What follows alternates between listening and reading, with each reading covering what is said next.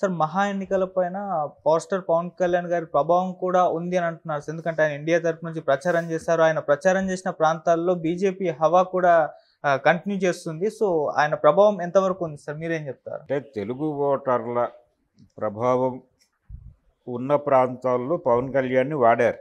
అవును. నాగ్పూర్లో చాలా స్పష్టంగా తెలుగు జనాభా, తెలుగు ఓటర్స్ ఉన్నారు. హ్మ్. అలాగే తెలంగాణ అంటే నిజాం స్టేట్ నుంచి మహారాష్ట్రలో కలిసినటువంటి ప్రాంతాలలో ఇప్పుడు హృద్గిర్ ఇలాంటి వాటి ఏరియాల్లో కూడా వీళ్ళ ప్రభావం ఉంది, తెలుగు ఓటర్ల ప్రభావం ఉంది.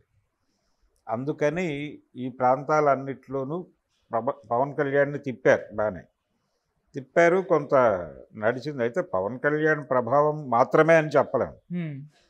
పవన్ కళ్యాణ్ కూడా ఉపయోగపడ్డాడు వాళ్ళకి, అంటే కమ్యూనికేట్ చేయటానికి ఉపయోగపడ్డాడు. కానీ ఒరిజినల్గానే అక్కడ వేవ్ ఎన్డీఏ అనుకూల వేవ్ ఉంది అక్కడ. ఆ వేవ్ ఉండటం వలన పవన్ కళ్యాణ్ కొంత ఎన్హాన్స్ చేయగలిగాడు. దానికి అతనికి ఉపయోగపడింది. ఇప్పుడు తను పాన్ ఇండియా మార్కెట్లోకి ఎంటర్ కాలేకపోయాను అనేటువంటి ఒక బాధ తరచూ వ్యక్తం చేశాడు ఆయన ఎన్నికల ప్రచారంలో.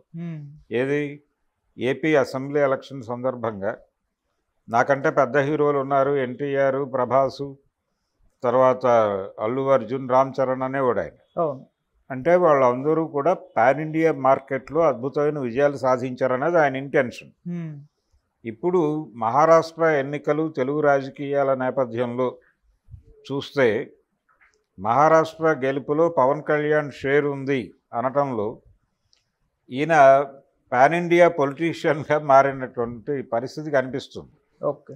అంటే పాన్ ఇండియా సినిమాలు చేయలేకపోయాడు కానీ పాన్ ఇండియా పాలిటిక్స్ చేయగలిగాడు ఈయన అనేది అర్థమవుతుంది. రెండోది, మొదటి నుంచి కూడా ఆయన జాతీయ రాజకీయాలతో పర్టికులర్గా బీజేపీకి దగ్గరగానే వ్యవహరించాడు ఆయన.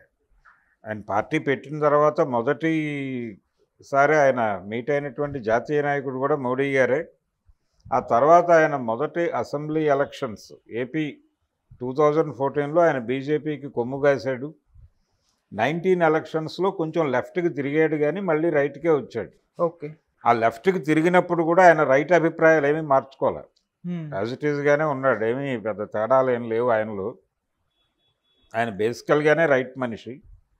సో ఇప్పుడు ఆ రైట్ పాలిటిక్స్ మీదుగా రైట్ పాలిటిక్స్ రైజ్ ఇది. ఆ రైజ్లో తను కూడా ఎమర్జ్ అయ్యాడు. ఇప్పుడు pan India politician Pawan Kalyan అనేది మహారాష్ట్ర ఎన్నికలు ప్రూవ్ చేసింది. Okay sir. ఇప్పుడు ఈ ప్రభావంతో ఆయన్ని సౌత్లో కూడా బాగానే వాడతారు. రేపు తమిళనాడు ఎలక్షన్స్లో ఆయన మీద చాలా హోప్స్ ఉన్నాయి బీజేపీకి.